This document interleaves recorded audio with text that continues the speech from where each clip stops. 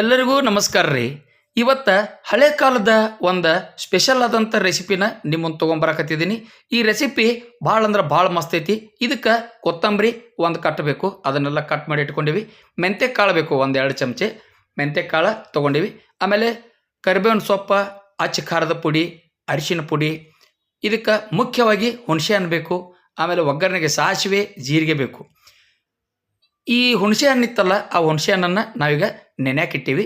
ಇಲ್ಲಿ ಸಾಸಿವೆ ಮತ್ತು ಮೆಂತ್ಯ ಕಾಳು ಎರಡೂ ನಾವು ಸಣ್ಣ ಉರಿ ಒಳಗೆ ನಾವು ಹುರಿಯೋದೈತ್ರಿ. ಇದಕ್ಕೆ ಜೀರಿಗೆ ಸೇರಿಸ್ಬಿಟ್ಟು ನೋಡ್ರಿ. ಇವು 3 ಪದಾರ್ಥಗಳನ್ನು ಸಮ ಪ್ರಮಾಣದೊಳಗೆ ನಾವು ಸೇರಿಸಿ ಹುರಿದ ಮಿಕ್ಸಿ ಒಳಗೆ ಪುಡಿ ಮಾಡೋರ್ದು ರೀ. ಈಗ ಹುಣಸೆ ಹಣ್ಣಿತ್ತಲ್ಲ, ಆ ಹುಣಸೆ ಹಣ್ಣನ್ನು ಕಿವುಚಿ ರಸ ತೆಗೆಯೋದೈತಿ. ಇಷ್ಟು ಮಾಡಿ ಇಟ್ಕೊಂಡ್ರಂದ್ರೆ ರೆಸಿಪಿ ಈಸಿಯಾಗಿ ಸುಲಭವಾಗಿ ಮಾಡ್ಬೋದು ರೀ. ಈ ಚಟ್ನಿ ಹಳೆ ಕಾಲದ್ದು ಅಜ್ಜಿಗಳದು, ಅದು ಭಾಳ ಅಂದ್ರೆ ಭಾಳ ರುಚಿ ಇರ್ತೈತೆ ರೀ. ಆ ಹುಣಸೆ ಹಣ್ಣಿನ ರಸ ಎಲ್ಲ ಈಗ ನಾವು ಚಾನಿಗೆ ಒಳಗೆ ಸೋಸ್ಕೊಳಕತ್ತೀವಿ ನೋಡ್ರಿ.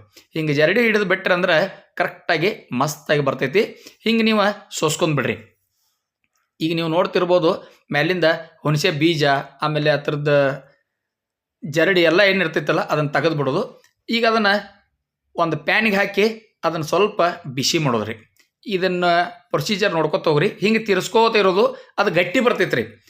ಗಟ್ಟಿ ಬಂತಂದ್ರೆ ಅದಕ್ಕೆ ಇನ್ನು ಕೆಲವೊಂದು ಪದಾರ್ಥಗಳನ್ನ ನಾವು ಸೇರಿಸೋದೈತಿ.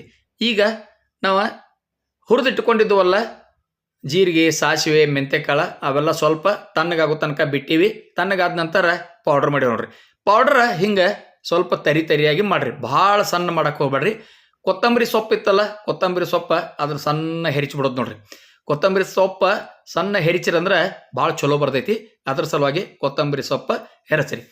ಇದನ್ನು ನೀವು ಜಾಸ್ತಿ ಮಾಡಿ ಫ್ರಿಜ್ ಒಳಗೆ 1 ವಾರ ತನಕನೂ ಇಟ್ಟು ತಿನ್ಬೋದ್ರಿ. ಇದು ಅನ್ನದ ಜೊತೆ, ಚಪಾತಿ ಜೊತೆ, ಪೂರಿ ಜೊತೆ ಮಸ್ತ್ ಅಂದ್ರೆ ಮಸ್ತ್ ರುಚಿ ಕೊಡ್ತೈತಿ. ಆ ಪ್ಯಾನಿಗೆ ಈಗ ನಾವು ಕೊತ್ತಂಬರಿ ಸೊಪ್ಪು, ಅರಿಶಿನ ಪುಡಿ, ಅಚ್ಚ ಖಾರದ ಪುಡಿ, ಖಾರ ನೋಡ್ಕೊಂಡು ಹಾಕ್ರಿ. ಇದನ್ನು ಹಾಕಿ ಅದನ್ನು ತಿರುಗಿಸಿ ಬಿಡೋದ್ರಿ. ಹಿಂಗೆ ತಿರುಗಿಸ್ಕೊತ ಇರ್ಬೇಕಾದ್ರೆ ಈಗ ನಾವು ಅದಕ್ಕೆ ರುಚಿಗೆ ಎಷ್ಟು ಬೇಕಷ್ಟ ಉಪ್ಪು ಹಾಕಕತ್ತಿದ್ದೀವಿ ನೋಡ್ರಿ.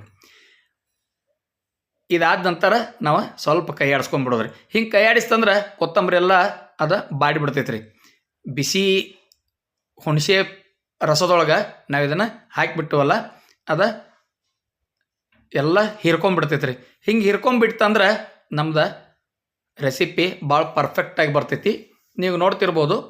ಈಗ ಒಗ್ಗರಣೆಗೆ 1 ಟೇಬಲ್ ಸ್ಪೂನ್ ಎಣ್ಣೆ ಹಾಕಿ ಉದ್ದಿನಬೇಳೆ ಮತ್ತು ಕಡಲೆಬೇಳೆ ಒಗ್ಗರಣೆ ಕೊಟ್ಟು ಬಿಡೋದ್ರಿ.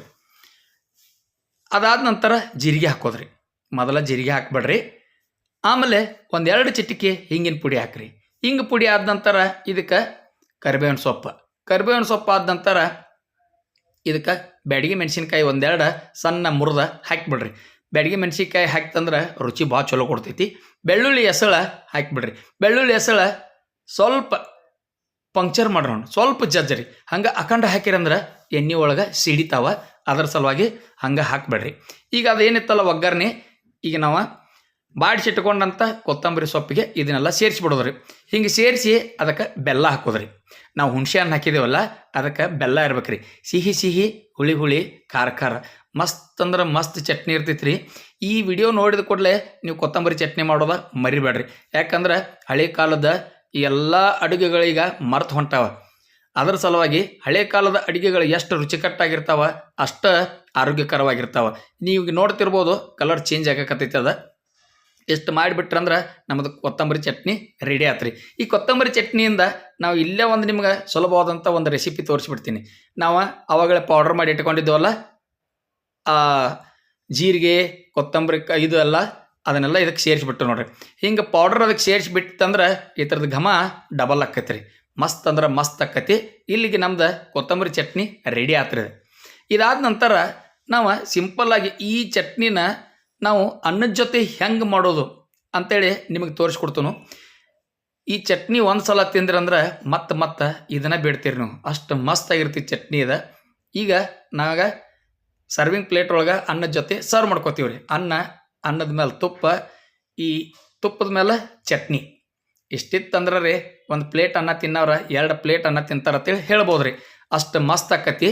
ಈ ಚಟ್ನಿ ಇನ್ನೊಂದು ರೆಸಿಪಿನೂ ಇದಕ್ಕೆ ನಿಮಗೆ ತೋರಿಸ್ತೀನಿ ನಾನು. ನಾವೀಗ ಒಗ್ಗರಣೆ ಹಾಕಿ ಸ್ವಲ್ಪ ಪ್ರಮಾಣದೊಳಗೆ ಅದನ್ನು ನೋಡ್ಕೊಂಡು ಎಷ್ಟು ಜನ ತಿನ್ನೋರದಿರಲ್ಲ ಅಷ್ಟು ನೋಡ್ಕೊಂಡು ಅನ್ನ ತೊಗೊಂಡು ಅದ ಪಾತ್ರೆ ಒಳಗೆ ಈಗ ನೋಡ್ರಿ ಒಂದು ಬೌಲ್ ನಾವು ಅನ್ನ ತೊಗೊಂಡಿವಿ, ಅದಕ್ಕೆ ಮಿಕ್ಸ್ ಮಾಡಿ ಬಿಡಾಕತ್ತಿದ್ದೀವಿ. ಹಿಂಗೆ ಮಿಕ್ಸ್ ಮಾಡಿ ಅದಕ್ಕೆ ಮ್ಯಾಲ ಒಂದು ಚಮಚೆ ತುಪ್ಪ ಹಾಕಿ ಅದನ್ನು ಕರೆಕ್ಟಾಗಿ ಮಿಕ್ಸ್ ಮಾಡ್ಕೊಂಡ್ಬಿಡೋದ್ರಿ. ಕೊತ್ತಂಬರಿ ಮಸಾಲೆ ಚಿತ್ರಾನ್ನ ರೆಡಿ ಆತ್ರಿ. ನೀವು ಅಲ್ಲಿ ಚಟ್ನಿನೂ ಮಾಡ್ಕೋಬೋದು, ಅದ ಚಟ್ನಿಯಿಂದ ಹಿಂಗೆ ಕೊತ್ತಂಬರಿ ಚಟ್ನಿದ ಚಿತ್ರಾನ್ನೂ ಮಾಡ್ಕೋಬೋದು. ಈ ಥರ ನೀವು ಒಂದು ಸಲ ಮನೆಯೊಳಗೆ ಟ್ರೈ ಮಾಡಿರಿ. ಯಾಕಂದ್ರೆ ಒಂದೇ ಥರ ತಿಂದು ಬೇಜಾರಾಗಿರ್ತೈತಿ. ಅಂತಾಗ ಇದನ್ನು ಮಾಡಿಕೊಟ್ರಂದ್ರೆ ಭಾಳ ಇಷ್ಟಪಟ್ಟು ತಿಂತಾರೆ. ನಮ್ಮ ಎಲ್ಲ ವಿಡಿಯೋಗಳನ್ನ ನಿಮ್ಮ ಬಂಧು ಮಿತ್ರರಿಗೆ ಶೇರ್ ಮಾಡೋದು ಮರಿಬೇಡ್ರಿ. ಇಲ್ಲಿ ತನಕ ಸ್ಕಿಪ್ ಮಾಡಲ್ದ ವಿಡಿಯೋ ನೋಡಿದಕ್ಕೆ ನಿಮ್ಮೆಲ್ಲರಿಗೂ ತುಂಬ ಹೃದಯದ ಧನ್ಯವಾದಗಳು. ನಮಸ್ಕಾರ.